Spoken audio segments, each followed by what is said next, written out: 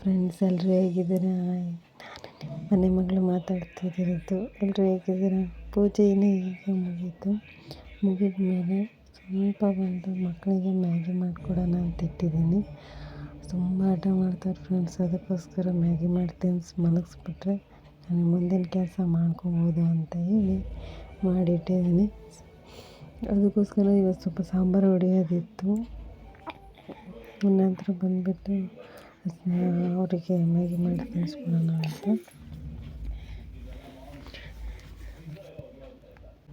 ಅದಕ್ಕೋಸ್ಕರ ಕಡಲೆಕಾಳು ಎಲ್ಲ ಹುರಿದಿಟ್ಟಿತ್ತು ಅಮ್ಮ.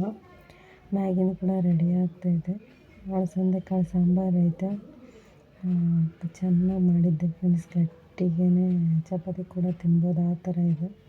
ಮತ್ತು ಮಕ್ಕಳಿಗೆ ಖಾರ ಆಗುತ್ತೆ ಅಂತ ಬೇಳೆ ಸಾರು ಕೂಡ ರೆಡಿ ಮಾಡಿ ಇಟ್ಟಿದ್ದೀನಿ.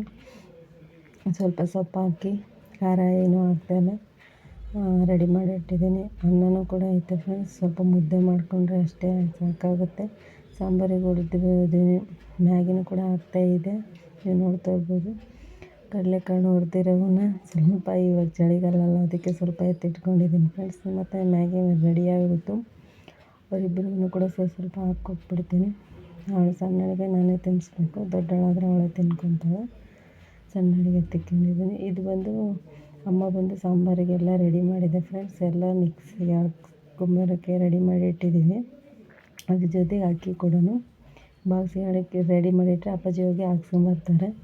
ನಂತರ ಬಂದುಬಿಟ್ಟು ಏನೇನು ಬೇಕು ಅಂತ ನೀವೇನೋ ಕಮೆಂಟ್ ಮಾಡಿ ತಿಳಿಸಿದ್ರೆ ನೆಕ್ಸ್ಟ್ ಟೈಮ್ ನಾನು ನಿಮಗೆ ಗ್ಯಾರಂಟಿ ಹೇಳ್ತೀನಿ.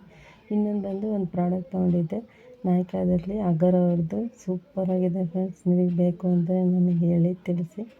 ನಾನು ನಿಮಗೆ ನೆಕ್ಸ್ಟ್ ವ್ಲಾಗಲ್ಲಿ ತಿಳಿಸ್ಕೊಡ್ತೀನಿ ಏನು ಅಂತ ಹೇಳಿ. ನಂತರ ಎಲ್ಲ ಕ್ಲೀನ್ ಮಾಡ್ಕೊಂಡಿದ್ದೀನಿ ಫ್ರೆಂಡ್ಸ್. ಎಲ್ಲ ಬಟ್ಟೆ ಎಲ್ಲ ಮಡ್ಚಿಕ್ಕಿದ್ದೀನಿ. ಇನ್ನೂ ಒಂದಷ್ಟು ಇದ್ದಾವೆ ಪಾಪು ವಾಷಿಂಗ್ ಮಿಷಿನ್ಗಳಿಗೆ ಹಾಕೋಬೇಕು ಇನ್ನು ಮುಂದೆ ನೆಕ್ಸ್ಟ್